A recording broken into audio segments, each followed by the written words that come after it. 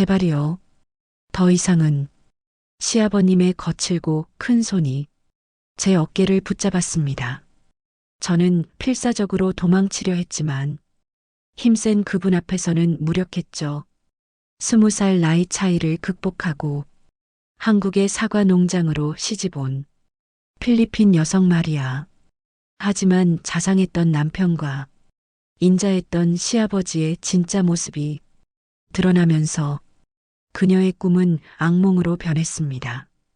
매일 밤 사과 창고에서 벌어지는 끔찍한 일과 남편의 충격적 배신, 절망 속에서 그녀는 가장 약한 자신을 버리고 복수를 준비하기로 결심합니다. 이 이야기가 마음에 와닿으신다면 댓글로 숫자 1을 남겨주세요. 여러분의 작은 응원이 제게는 큰 힘이 됩니다. 구독과 좋아요는 다음 이야기를 들려드리는 원동력이 됩니다. 그럼 이야기 시작하겠습니다. 제 이름은 마리아. 올해 28살 된 필리핀 여성입니다. 저의 고향은 팔라완 섬이 작은 어촌 마을입니다. 코코넛 나무 그늘 아래 끝없이 펼쳐진 바다와 소나기가 내리면 짠내가 진동하던 그곳에서 저는 가난했지만 행복한 어린 시절을 보냈습니다. 하지만 어른이 된다는 것은 꿈만으로는 살 수 없다는 걸 깨닫는 과정이었습니다. 부모님은 평생 고기잡이를 하셨지만 우리 5남매의 입을 다 채워주기엔 늘 부족했습니다. 저는 맏딸로서 이 지긋지긋한 가난을 끊어내고 싶었습니다. 한국 드라마에 나오는 멋진 도시와 열심히 일하면 누구나 잘 살 수 있다는 코리안 드림은 그런 저에게 한 줄기 빛 같았습니다. 그러던 중 마을 결혼 중매인을 통해 한국 남자를 소개받게 되었습니다. 사진 속 남자는 저보다 20살은 많아 보였지만 선하게 웃는 인상이 마음에 들었습니다. 경상북도 청송에서 아주 큰 사과 농장을 운영한다는 말에 제 가슴은 희망으로 부풀어 올랐습니다. 며칠 뒤 그가 직접 필리핀으로 저를 보러 왔습니다. 그의 이름은 박준호. 사진보다 조금 더 나이 들어 보였지만 서툰 타갈로그어로 제게 인사하는 모습이 순박해 보였습니다. 그는 자신의 농장 사진을 보여주며 가을이면 온 산이 빨갛게 물들 만큼 아름다운 곳이라고 자랑했습니다. 아버지를 일찍 여인 저에게 그는 홀로 계신 아버지를 모시고 산다며 아버님 또한 성품이 온화하고 자상한 분이라고 몇 번이나 강조했습니다. 그의 진심 어린 모습에 저는 마침내 결혼을 결심했습니다. 가족들은 눈물을 흘리면서도 좋은 곳으로 시집 간다며 제 등을 두드려 주었습니다. 그렇게 저는 낯선 땅에서의 새로운 삶을 시작하게 되었습니다. 처음 청송에 도착했을 때 저는 제 눈을 의심했습니다. 준호 씨 말대로 그의 농장은 정말 거대하고 아름다웠습니다. 산 하나를 통째로 깎아 만든 듯한 농장에는 사과나무가 끝도 없이 펼쳐져 있었고 가을 햇살을 받은 사과들은 보석처럼 반짝였습니다. 시아버님 되실 박 어르신은 처음 만난 저를 친딸처럼 따뜻하게 맞아주셨습니다. 오늘 고생 많았다, 아가야. 이제 여기가 내 집이야. 굵고 투박한 손으로 제 손을 잡아주시던 그 온기를 저는 아직도 기억합니다. 결혼 후 첫 몇 달은 꿈만 같았습니다. 남편 준호 씨는 서툰 한국말을 쓰는 저를 위해 밤마다 한국어 책을 읽어주었고 주말이면 차를 몰고 청송의 명소들을 데려가 주었습니다. 시아버님은 반찬 하나 시키지 않고 오히려 좋은 음식을 해주시며 제 건강을 살뜰히 챙겨주셨습니다. 저는 정말로 복을 받았다고 생각했습니다. 가난했던 필리핀에서의 삶을 보상받는 기분이었습니다. 하지만 그 행복이 신기루처럼 사라지는 데는 그리 오랜 시간이 걸리지 않았습니다. 비극의 씨앗은 제가 미처 알아차리지 못하는 사이 가장 따뜻해 보였던 땅에 조용히 뿌려지고 있었던 것입니다. 모든 것이 조금씩 어긋나기 시작한 것은 그의 가을 사과 수확이 한창일 무렵이었습니다. 남편 준호 씨는 수확한 사과를 팔기 위해 대도시 시장으로 며칠씩 집을 비우는 날이 잦아졌습니다. 집에는 저와 시아버님 단둘이 남게 되었습니다. 처음에는 아무렇지 않았습니다. 시아버님은 여전히 인자했고 저는 그를 친아버지처럼 따랐습니다. 그런데 어느 날부터인가 시아버님의 눈빛이 달라지기 시작했습니다. 저를 바라보는 그의 시선 속에는 이전에는 없었던 무언가가 담겨 있었습니다. 며느리를 향한 따뜻한 눈빛이 아닌 무언가 다른 끈적하고 불쾌한 감정이었습니다. 어느 날 저녁, 제가 부엌에서 혼자 저녁 준비를 하고 있을 때였습니다. 시아버님이 조용히 제 등 뒤로 다가왔습니다. 저는 인기척에 놀라 뒤를 돌아보았고 그는 아무렇지 않다는 듯 웃으며 말했습니다. 우리 며느리 음식 솜씨가 날로 느는구나. 그러면서 그는 제 어깨에 손을 올렸습니다. 그런데 그의 손길이 이상했습니다. 격려하듯 툭툭 치고 지나가는 것이 아니라 제 어깨를 지그시 누르며 한참이나 머물렀습니다. 저는 온몸이 굳어버리는 것을 느꼈습니다. 내가 너무 예민한 걸까? 한국 문화는 원래 이런 걸까? 애써 아무렇지 않은 척했지만 등줄기를 타고 오르는 불쾌한 감정은 어쩔 수가 없었습니다. 그날 이후 그의 이상한 행동은 점점 더 노골적으로 변해갔습니다. 남편이 없는 날이면 그는 거실을 서성거리거나 제 방문 앞을 일부러 몇 번씩 지나다녔습니다. 제가 방 안에 있다는 것을 알면서도 굳이 헛기침을 하거나 문고리를 만지작거렸습니다. 집이라는 가장 편안해야 할 공간이 숨막히는 감옥처럼 변해가고 있었습니다. 가장 두려운 순간은 시아버지가 저를 사과 창고로 부를 때였습니다. 농장 한쪽에 있는 거대한 저장 창고는 한낮에도 서늘한 기운이 감도는 곳이었습니다. 그는 사과 상자를 정리해야 한다거나 창고 안을 청소해야 한다는 핑계로 저를 그곳으로 데려가곤 했습니다. 처음에는 아무 의심 없이 그를 따라 나섰습니다. 하지만 육중한 철문이 쿵 소리를 내며 닫히는 순간 저는 깨달았습니다. 그곳은 더 이상 과일을 보관하는 곳이 아니었습니다. 차막에 켜진 희미한 백열등 불빛만이 어둠을 밝히고 있었습니다. 사과가 익어가는 달콤한 향기와 차갑고 눅눅한 흙냄새가 뒤섞여 기묘한 분위기를 자아냈습니다. 시아버지는 문을 안에서 걸어 잠갔습니다. 저는 그제야 무언가 잘못되었다는 것을 깨닫고 뒷걸음질 쳤습니다. 아버님, 왜 문을? 저의 말이 채 끝나기도 전에 그는 짐승처럼 저에게 달려들었습니다. 제가 평생 아버지처럼 믿고 따랐던 그 인자한 얼굴은 온데간데 없고 욕망에 번들거리는 낯선 남자의 얼굴만이 그곳에 있었습니다. 저는 필사적으로 저항했습니다. 소리를 지르고 그의 팔을 물어뜯고 발버둥을 쳤습니다. 하지만 남자의 완력 앞에 28살 여자의 저항은 너무나 무력했습니다.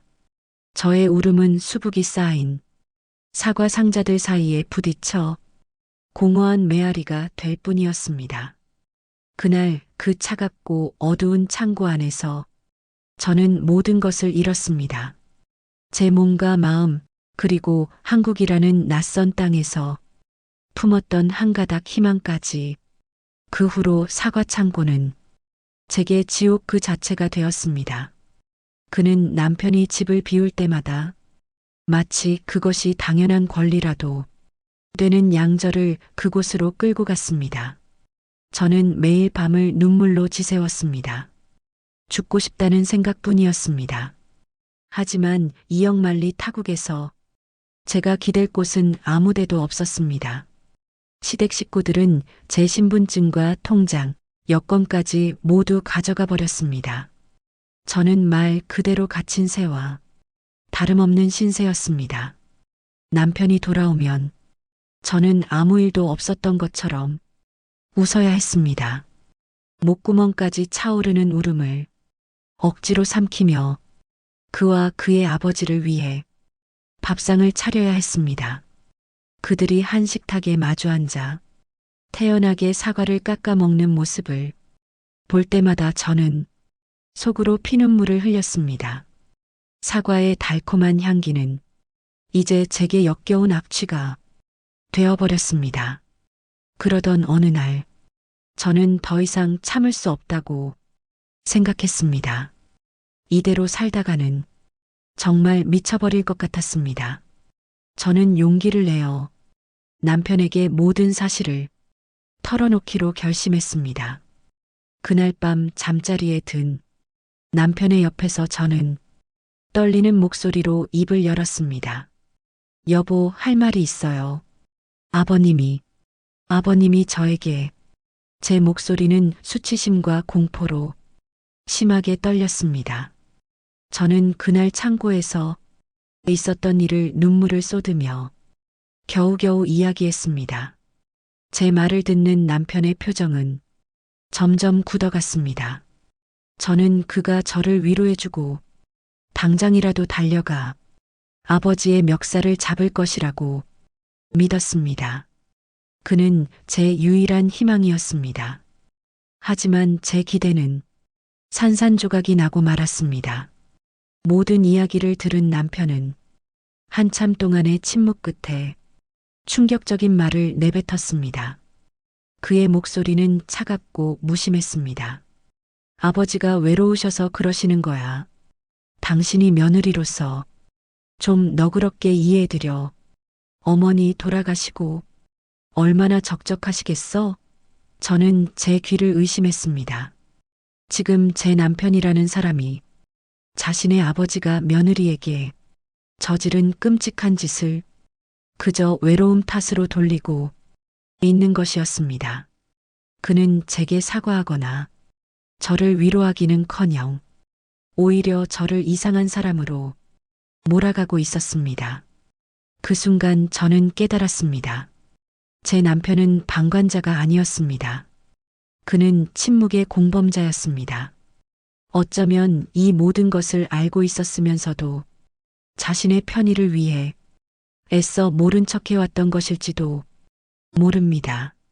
하늘이 무너져 내리는 듯한 절망감이 저를 덮쳤습니다. 이제 이 지옥에서 저를 구해줄 사람은 아무도 없었습니다.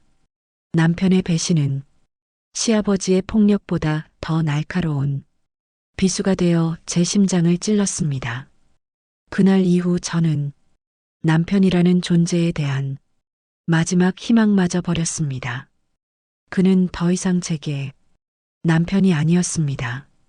그저 아버지의 욕망을 채워주는 도구로서 저를 이 집에 묶어두는 또 다른 가해자일 뿐이었습니다.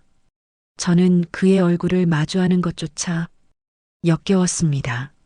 하지만 저는 그들 앞에서 아무것도 표현할 수 없었습니다. 저는 철저히 혼자였고 약자였습니다. 제가 할 수 있는 것은 그저 죽은 사람처럼 감정을 지우고 하루하루를 버텨내는 것뿐이었습니다. 저는 그들의 겉과 속이 다른 모습에 소름이 돋았습니다. 낮에는 마을 사람들에게 둘도 없는 효자 아들과 인자한 아버지 행세를 했습니다. 그들은 주말마다 함께 교회에 나가고 마을의 대소사에도 빠짐없이 참석하며 좋은 평판을 쌓았습니다. 마을 사람들은 모두 그들을 칭찬했습니다. 박 어르신 댁 며느리는 참 복도 많지. 저렇게 좋은 시아버지와 남편까지 만났으니. 그 말을 들을 때마다 저는 속으로 울었습니다. 저의 썩어 문드러져가는 속을 이 세상 누구도 알지 못했습니다. 저는 남편 준호라는 사람을 이해해 보려고 했습니다. 그는 왜 이렇게까지 비겁하고 나약한 인간이 되었을까? 시간이 지나면서 저는 그 이유를 어렴풋이 짐작할 수 있게 되었습니다. 그는 경제적으로 완전히 아버지에게 묶여 있었습니다. 농장의 모든 소유권은 시아버지 명의로 되어 있었고 남편은 그저 아버지 밑에서 일하는 일꾼에 불과했습니다. 그는 아버지가 주는 용돈으로 생활했고 자신의 이름으로 된 재산은 아무것도 없었습니다. 시아버지는 이것을 무기 삼아 아들을 철저히 쥐고 흔들었습니다.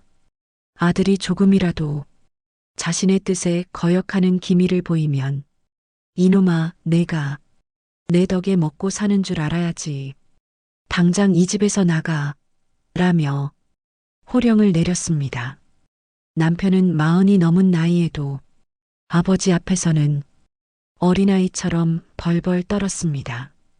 그는 아버지의 폭력적인 성격과 그 그늘 아래 빌부터 살아가는 자신의 무력함을 너무나 잘 알고 있었습니다. 그래서 그는 아내의 고통을 외면하는 길을 택했던 것입니다. 진실을 마주하는 것보다 거짓된 평화를 유지하는 것이 그에게는 더 쉬운 일이었을 테니까요. 어느 날 저는 이 지옥에서 벗어나야겠다는 생각에 사로잡혔습니다. 더 이상 이렇게 살 수는 없었습니다. 저는 제 신분증과 여권을 되찾기 위해 시아버지의 방을 몰래 뒤지기 시작했습니다. 시아버지가 밭에 나간 틈을 타 저는 떨리는 손으로 그의 방 장롱과 서랍을 샅샅이 뒤졌습니다. 마침내 장롱 깊숙한 곳 낡은 나무 상자 안에서 저의 여권과 통장을 발견했습니다. 심장이 미친 듯이 뛰었습니다. 저는 그것들을 품에 숨기고 무작정 집 밖으로 뛰쳐나왔습니다. 어디로 가야 할지, 무엇을 해야 할지 아무런 계획도 없었습니다. 그저 이 집에서 최대한 멀리 도망쳐야겠다는 생각뿐이었습니다. 저는 신발도 제대로 신지 못한 채 농장을 가로질러 미친 듯이 달렸습니다. 사과나무 가지에 얼굴이 긁히고 발바닥이 돌부리에 찢겨 피가 났지만 아픔을 느낄 겨를도 없었습니다. 한참을 달려 마을 입구의 버스 정류장에 도착했을 때 저는 숨을 헐떡이며 서울로 가는 버스를 기다렸습니다. 바로 그때였습니다. 뒤에서 익숙한 엔진 소리가 들려왔습니다. 남편이었습니다. 그는 차에서 내리더니 제 팔을 거칠게 잡아 끌었습니다. 당신 지금 뭐 하는 짓이야? 제정신이야? 그의 눈에는 걱정이 아닌 분노가 가득했습니다. 저는 그의 손을 뿌리치며 절규했습니다. 놔줘요. 나 이제 당신 아내 아니야. 이런 지옥 같은 곳에서 더는 못 살아. 하지만 그는 막무가내였습니다. 집안 망신시킬 작정이야? 조용히 해. 사람들이 보잖아. 그는 주변을 두리번거리며 저를 억지로 차에 태우려 했습니다. 저는 마지막 힘을 다해 저항했지만 결국 그의 힘에 눌려 차 안으로 끌려 들어가고 말았습니다. 차 안에서 그는 저를 향해 애원하듯 말했습니다. 마리아, 제발 이러지 마. 당신 이렇게 떠나버리면 나는 어떻게 살라고? 아버지가 나를 가만두지 않을 거야. 내 인생은 끝장이라고. 그는 끝까지 저의 아픔이 아닌 자신의 걱정만 하고 있었습니다. 그 순간 저는 모든 희망을 놓아버렸습니다. 저는 다시 그 지옥으로 끌려 들어갔고 그날 이후 시아버지의 감시와 폭력은 더욱 심해졌습니다. 저는 깊은 절망의 늪에 빠져들었습니다. 매일 밤 사과 창고의 차가운 시멘트 바닥에 웅크리고 누워 이 고통을 끝낼 수 있는 방법은 오직 죽음뿐이라고 생각했습니다. 절망의 가장 깊은 곳에서 인간은 때로 가장 강한 힘을 발휘하기도 합니다. 저 역시 마찬가지였습니다. 죽음의 문턱까지 갔던 저는 어느 날 문득 정신이 번쩍 들었습니다. 이대로 죽는 것은 너무나 억울했습니다. 나를 이렇게 만든 저 악마 같은 인간들에게 아무런 죗값도 치르게 하지 않고 이대로 사라져버리는 것은 진정한 패배라고 생각했습니다. 저를 위해 평생을 희생하신 필리핀의 부모님과 저의 행복을 빌어주던 동생들의 얼굴이 떠올랐습니다. 저는 그들을 위해서라도 이렇게 무너질 수는 없었습니다. 그날 이후 저는 달라지기로 결심했습니다. 더 이상 눈물만 흘리는 나약한 피해자가 아니라 복수를 준비하는 강한 생존자가 되기로 저는 그들에게 무릎 꿇지 않을 것이며 언젠가 반드시 그들을 법의 심판대에 세울 것이라고 맹세했습니다. 하지만 어떻게? 저에게는 돈도 힘도 도와줄 사람도 없었습니다. 제가 가진 것이라고는 억울함과 분노뿐이었습니다. 저는 방법을 찾아야만 했습니다. 그들의 만행을 세상에 알릴 수 있는 누구도 부정할 수 없는 명백한 증거를 모아야 했습니다. 바로 그때 제 머릿속에 한 가지 생각이 스쳐 지나갔습니다. 녹음, 그들의 목소리를, 그들이 저에게 내뱉는 폭언과 협박을, 그 음흉한 웃음소리를 모두 기록하는 것이었습니다. 하지만 어떻게 녹음기를 구할 수 있을까요? 제가 가진 돈은 한 푼도 없었고 집 밖으로는 한 발짝도 나갈 수 없는 감시 속에 있었습니다. 저는 며칠 밤낮을 고민한 끝에 한 가지 꾀를 내었습니다. 바로 남편의 죄책감을 이용하는 것이었습니다. 그는 저를 지켜주지 못했다는 미안함을 마음 한구석에 가지고 있는 나약한 인간이었습니다. 저는 며칠간 아무것도 먹지 않고 시름시름 앓는 척을 했습니다. 제 모습에 남편은 안절부절 못하며 제 곁을 맴돌았습니다. 저는 힘없는 목소리로 그에게 말했습니다. 여보, 제가 한국말이 서툴러서 아버님 말씀을 잘 알아듣지 못해서 자꾸 실수를 하는 것 같아요. 그래서 아버님이 화가 나시는 것 같고요.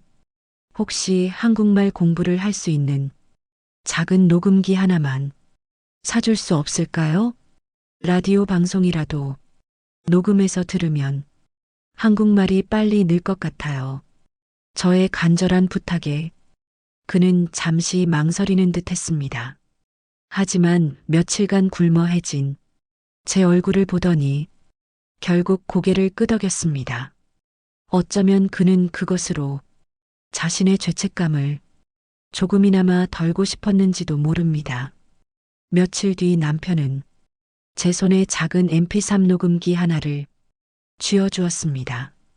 제 손바닥 안에 쏙 들어오는 아주 작고 낡은 것이었습니다. 저는 그것을 받아들고 속으로 환호성을 질렀습니다. 이것은 단순한 기계가 아니었습니다. 제 복수의 시작을 알리는 신호탄이자 저의 가장 강력한 무기가 될 것이었습니다. 저는 그날부터 녹음기를 항상 몸에 지니고 다녔습니다. 그리고 기회를 기다렸습니다. 기회는 생각보다 빨리 찾아왔습니다. 며칠 뒤 시아버지는 또다시 저를 사과창고로 불렀습니다. 저는 두려움에 온몸이 떨렸지만 한편으로는 심장이 세차게 뛰었습니다. 저는 창고로 끌려 들어가기 직전 옷 속에 숨겨두었던 녹음기의 녹음 버튼을 몰래 눌렀습니다. 그날 창고 안에서 벌어진 모든 일들이, 그가 내뱉은 모든 더러운 말들이 저의 신음소리와 함께 작은 기계 안에 고스란히 담겼습니다. 그날 밤 저는 이불 속에서 숨죽여 그 녹음 파일을 들었습니다.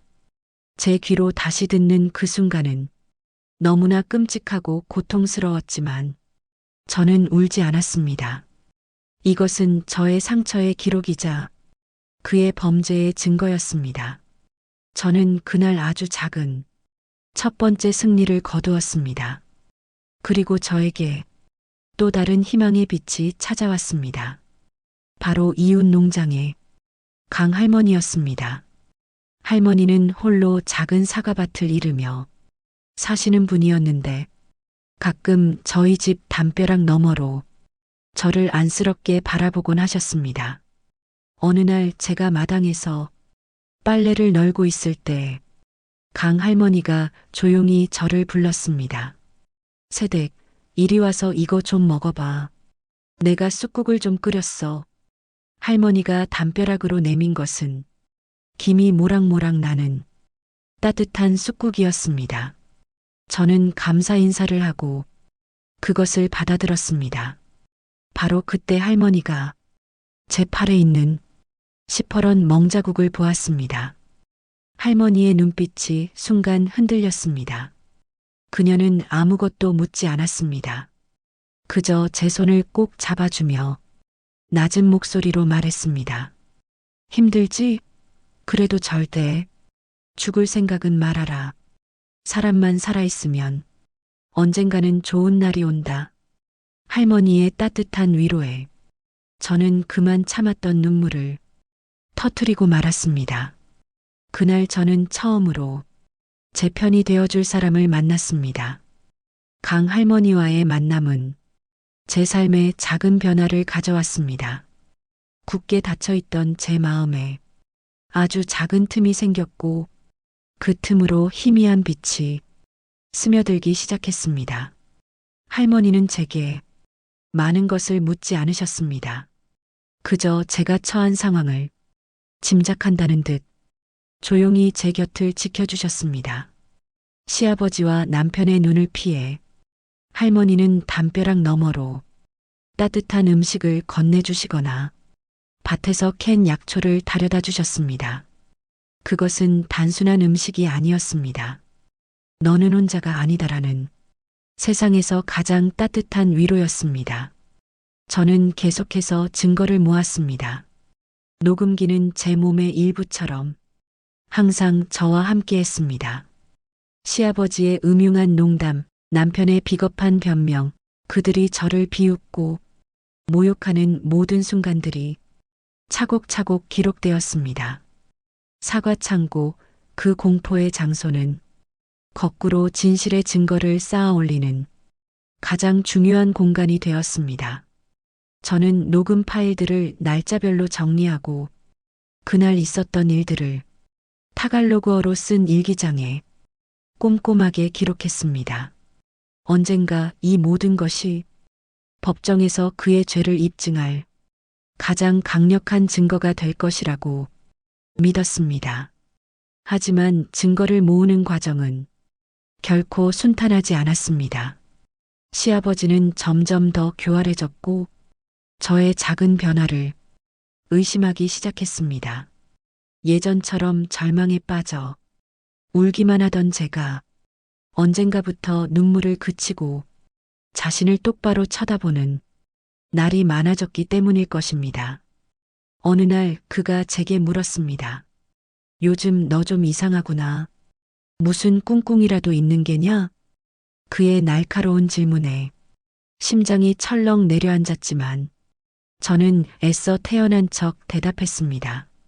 아닙니다, 아버님. 제가 뭐요? 하지만 그는 의심의 눈초리를 거두지 않았습니다. 가장 아찔했던 순간은 그가 제 방을 예고 없이 뒤졌을 때였습니다. 그날도 그는 저를 창고로 끌고 가려 했지만 제가 몸이 좋지 않다는 핑계로 버티자 그는 화를 내며 제 방으로 쳐들어왔습니다. 내년이 꾀병을 부리는구나. 그는 제 이불과 옷가지를 마구잡이로 뒤집어 놓았습니다. 저는 심장이 멎는 듯 했습니다. 녹음기와 일기장을 침대 밑 깊숙한 곳에 숨겨두기는 했지만 만약 발각되기라도 한다면 모든 것이 끝장이었습니다. 그는 한참이나 방 안을 뒤지다가 결국 아무것도 찾아내지 못하고 혀를 차며 방을 나갔습니다. 그가 나간 뒤 저는 다리에 힘이 풀려 그 자리에 주저앉고 말았습니다. 온몸이 사시나무처럼 떨렸습니다. 이대로는 안 되겠다.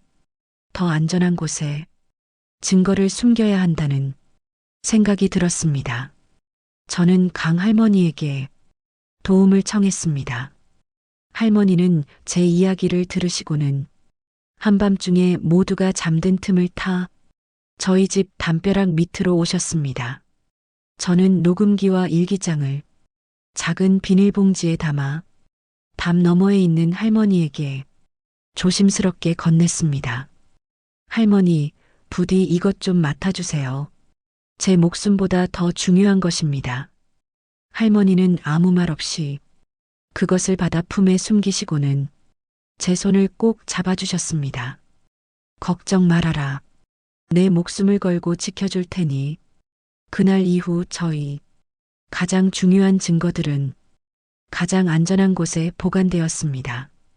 증거가 쌓여갈수록 제 마음속의 용기도 함께 자라났습니다. 이제는 더 이상 도망치거나 숨는 것이 아니라 정면으로 맞서 싸워야 할 때가 다가오고 있음을 느꼈습니다. 저는 강 할머니에게 변호사를 만나고 싶다는 뜻을 전했습니다. 하지만 어떻게? 저는 집 밖으로 한 발짝도 나갈 수 없는 몸이었습니다. 강 할머니는 며칠을 고민하시더니 좋은 방법이 있다며 제게 말씀해 주셨습니다. 할머니는 대구에 사는 아들 집에 다녀온다는 핑계로 자신의 오랜 지인이라는 변호사에게 제 사연을 전하고 그 변호사가 직접 이곳 청송으로 오게 하겠다는 것이었습니다. 물론 시아버지와 남편에게는 할머니의 먼 친척이 잠시 다녀가는 것처럼 꾸며야 했습니다. 그것은 매우 위험하고 대담한 계획이었지만 우리에게는 다른 선택의 여지가 없었습니다. 며칠 뒤 강 할머니는 제게 작은 쪽지를 건네주셨습니다. 거기에는 날짜와 시간 그리고 김영미 변호사라는 이름이 적혀 있었습니다. 심판의 날이 조금씩 다가오고 있었습니다. 약속한 날이 되었습니다. 제 심장은 아침부터 진정되지 않고 세차게 뛰어댔습니다. 오늘 저는 제 운명을 바꿀지도 모르는 사람을 만나게 됩니다. 강 할머니의 계획대로 김영미 변호사님은 할머니의 조카 행세를 하며 저희 집을 방문하기로 했습니다. 시아버지와 남편에게는 할머니가 대구 사는 조카에게 농장에서 일손 도울 사람을 수소문해 달라 부탁했고 그 조카가 직접 사람을 데리고 인사를 오기로 했다고 둘러댔습니다. 일손이 부족했던 터라 그들은 별다른 의심 없이 고개를 끄덕였습니다. 오후 2시 낡은 승용차 한 대가 저희 집 마당으로 들어섰습니다. 차에서 내린 것은 강 할머니와 세련된 정장 차림의 젊은 여성이었습니다. 바로 김영미 변호사님이었습니다. 저는 떨리는 마음을 애써 감추고 공손하게 허리를 숙여 그들을 맞이했습니다.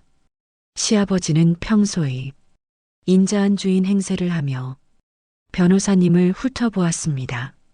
아이고, 귀한 분이 이 누추한 곳까지 오셨네. 우리 강 여사님 조카 되시는 분이요? 김 변호사님은 조금도 당황한 기색 없이 화사하게 웃으며 대답했습니다. 네, 어르신. 말씀 많이 들었습니다. 이모님께서 늘 어르신 댁 칭찬을 많이 하셔서요. 그녀의 자연스러운 연기에 저는 속으로 감탄했습니다.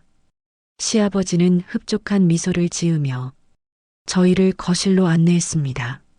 남편도 어색하게 웃으며 그 뒤를 따랐습니다. 거실에 마주 앉은 그 시간은 제게는 피를 말리는 고문과도 같았습니다. 원수들과 저의 유일한 희망이 될지도 모르는 사람이 한 공간에 앉아 태연하게 사과를 깎아 먹으며 대화를 나누고 있었습니다. 저는 끓어오르는 분노와 초조함을 감추기 위해 차잔을 든 손이 떨리지 않도록 필사적으로 힘을 주어야 했습니다. 강 할머니가 재치 있게 분위기를 이끌었습니다. 박 영감, 우리 조카가 말이야. 이왕 여기까지 왔으니 새한테 농장 구경이라도 좀 시켜달라네. 젊은 사람들끼리 통하는 것도 있을 테니.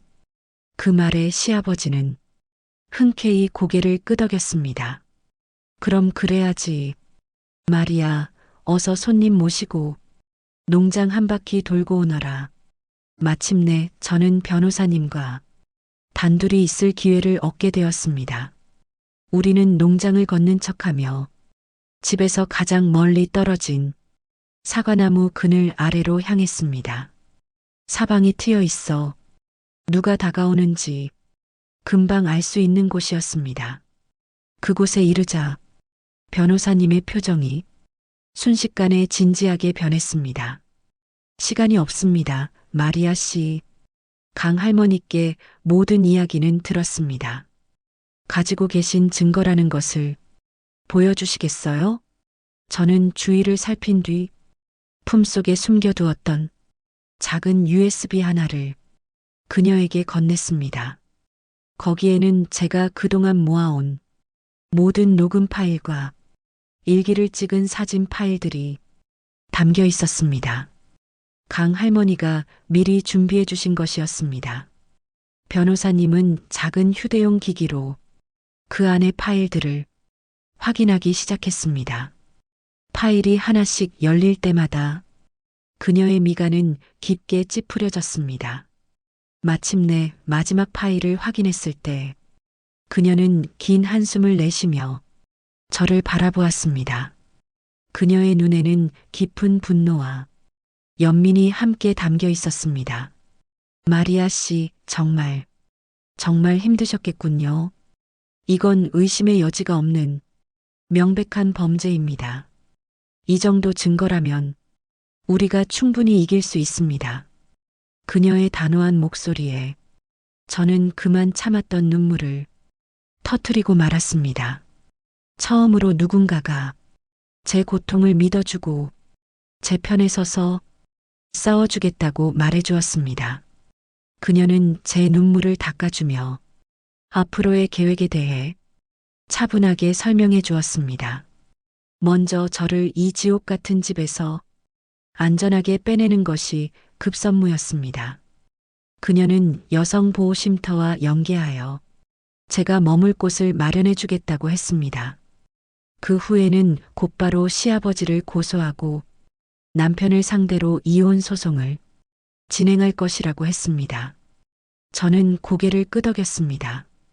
두려웠지만 더 이상 물러설 곳은 없었습니다. 바로 그때였습니다. 저 멀리서 남편이 우리 쪽으로 걸어오는 것이 보였습니다. 손님 접대가 소홀한 것 같아서요. 그는 어색하게 웃으며 다가왔습니다. 변호사님은 순식간에 표정을 바꾸고 다시 화사하게 웃으며 말했습니다. 아닙니다. 농장이 너무 아름다워서 시간 가는 줄도 몰랐네요. 이제 슬슬 돌아가 봐야겠습니다. 그 아슬아슬한 순간을 넘기고 우리는 집으로 돌아왔습니다. 변호사님은 돌아가기 직전 저와 악수를 하며 제 손에 작은 쪽지 하나를 쥐어주었습니다. 거기에는 날짜와 함께 새벽 2시 마을 입구 느티나무 아래라고 적혀 있었습니다. 탈출의 날이 정해진 것이었습니다.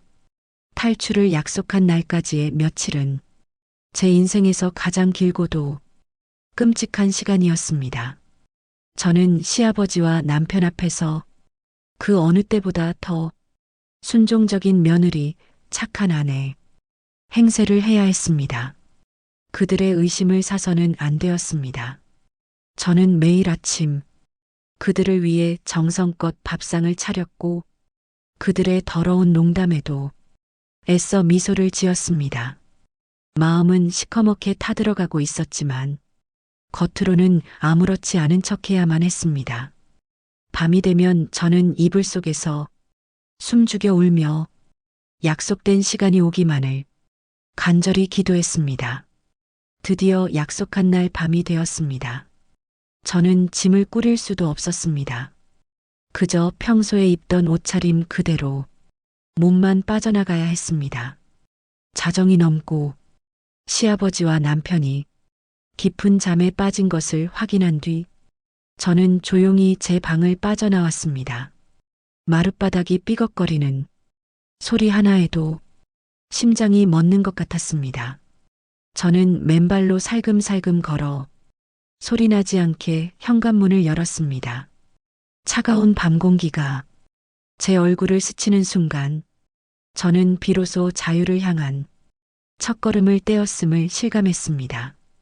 마을 입구 느티나무까지는 꽤 먼 거리였습니다.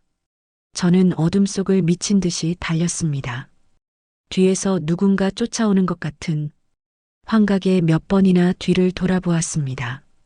마침내 약속 장소에 도착했을 때 어둠 속에 숨겨진 승용차 한 대가 헤드라이트를 짧게 깜빡였습니다. 김영미 변호사님이었습니다. 저는 눈물을 터뜨리며 차 안으로 뛰어들었습니다. 괜찮아요, 마리아 씨.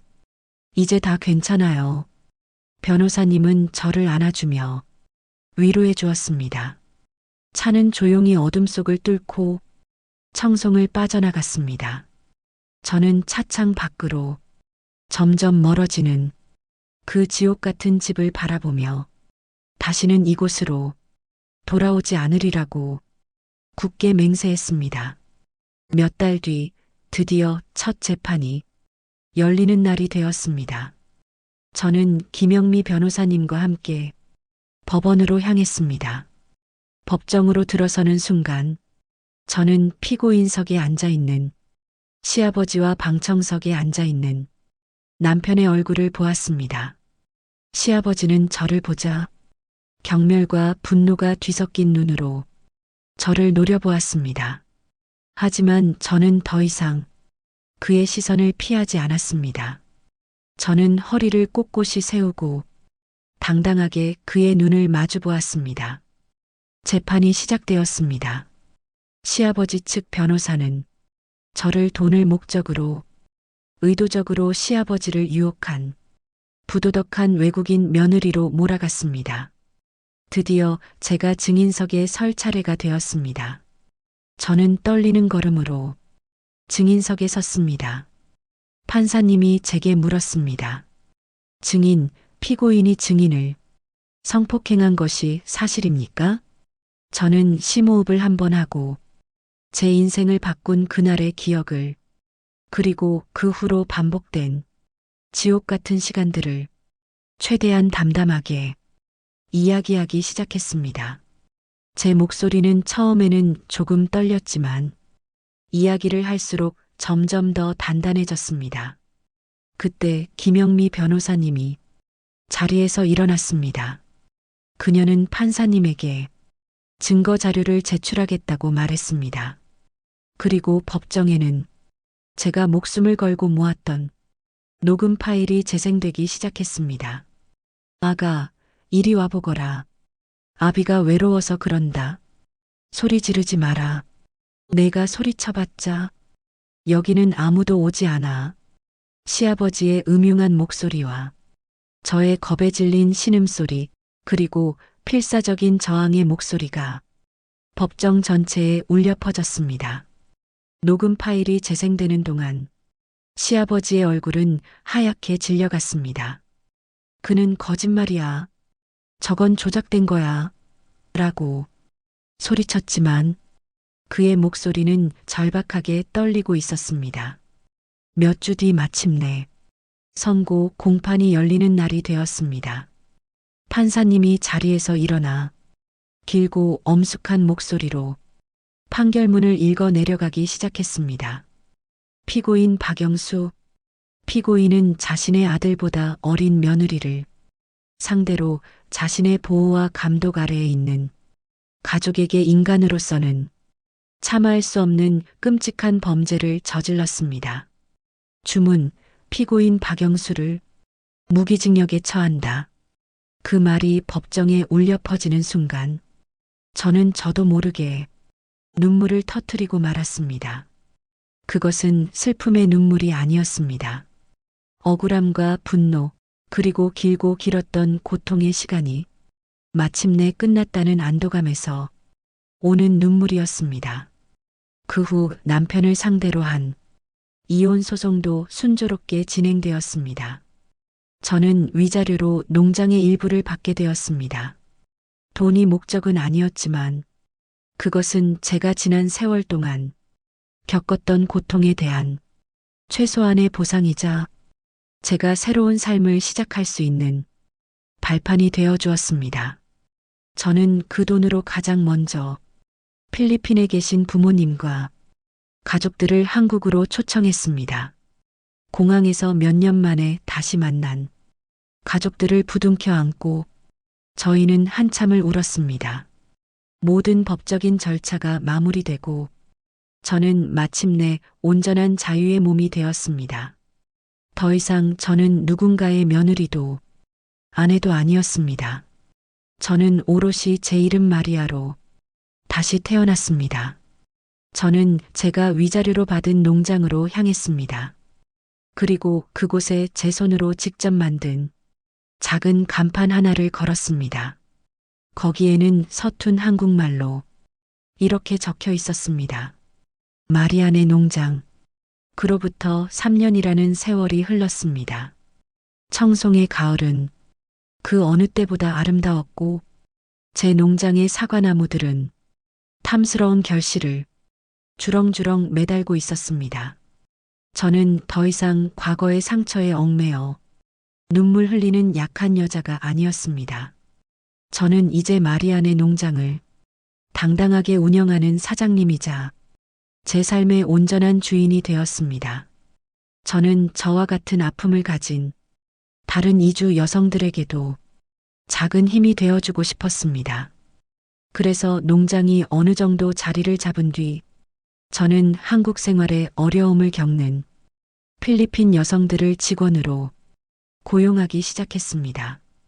저희 농장은 단순히 일만 하는 곳이 아니었습니다. 우리는 함께 한국말을 공부하고 서로의 문화를 나누고 타향살이의 서러움을 함께 달래주는 또 다른 가족이 되었습니다. 주말이면 농장 마당에서는 필리핀 아도보와 한국의 김치찌개가 함께 끓는 정겨운 풍경이 펼쳐졌습니다. 가끔 저는 사과 창고 앞에 설 때가 있습니다. 한때 저에게 지옥과도 같았던 그곳. 이제 그곳은 더 이상 공포의 공간이 아닙니다. 창고 안에는 제가 수확한 빨갛고 탐스러운 사과들이 달콤한 향기를 풍기며 가득 쌓여 있습니다. 그것은 제 눈물과 땀 그리고 희망의 결실입니다. 저는 그곳을 증거의 방이라고 부릅니다.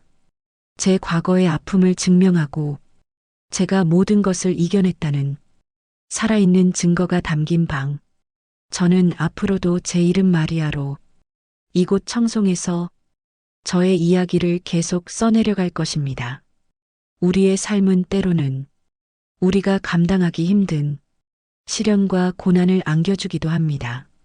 하지만 가장 깊은 어둠 속에서도 한 줄기 빛은 반드시 존재합니다.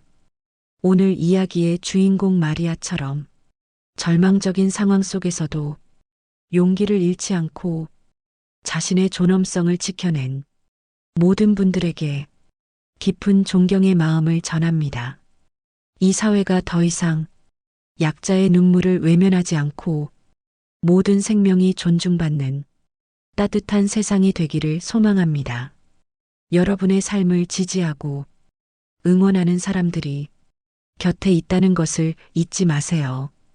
오늘 이야기가 여러분이 마음에 깊은 울림을 주었다면 구독과 좋아요로 응원해 주시면 감사하겠습니다.